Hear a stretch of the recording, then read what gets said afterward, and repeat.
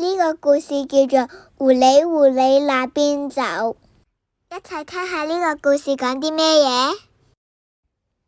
狐狸聽說雞媽媽家中有幾隻可愛的小雞。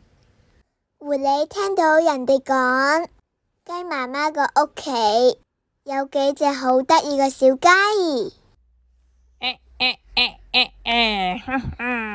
啱晒啦！我呢就要去雞媽媽屋企嗰度食晒嗰啲小雞先得。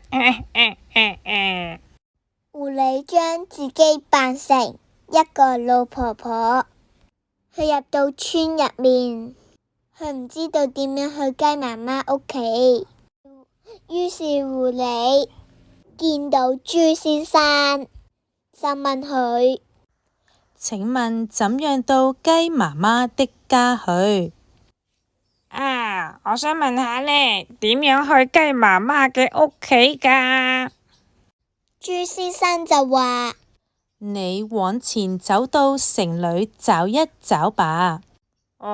你向前行咯，向前去到城裏邊自己揾下啦。好啊，唔該。狐狸今次又變咗身啦，嚟到城裏面，佢見到馬先生，然後就問佢：請問怎樣到雞媽媽的家去？唔該，想請問一下點樣去雞媽媽嘅屋企㗎？馬先生就話：你往右走到大街上找一找吧。好容易㗎咋，你向右邊走，去到大街上邊嗰度揾下咯。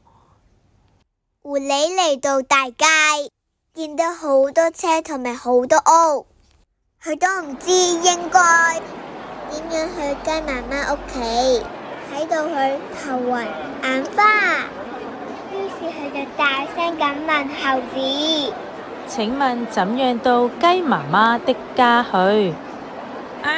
唔該，我想問下呢，雞媽媽屋企究竟點樣去㗎？猴子就話啦：你往左走到市場裏去找一找吧。你向左邊咁行，去到市場嗰度揾下啦。狐狸好唔容易嚟到市場入面，佢見到河馬大叔，就問佢：請問怎樣到雞媽媽的家去？唔該，我想問下呢，雞媽媽屋企究竟點去㗎？河馬大叔就話：你往下走到山腳的那間屋子就是了。好容易㗎咋，你呢向下邊行，去到山腳嗰間屋就係啦。狐狸行咗好耐，終於都嚟到啦，就係雞媽媽個屋企。狐狸走啊走，天黑了，他終於看見一間屋子。行咗我成日咁耐，我終於嚟到啦，實在太好啦！狐狸走進屋子裏，要把小雞偷走。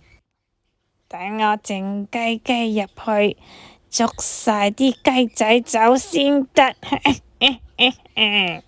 原來警察都不斷揾緊狐狸，因為佢之前做咗好多壞事，所以俾警察通緝。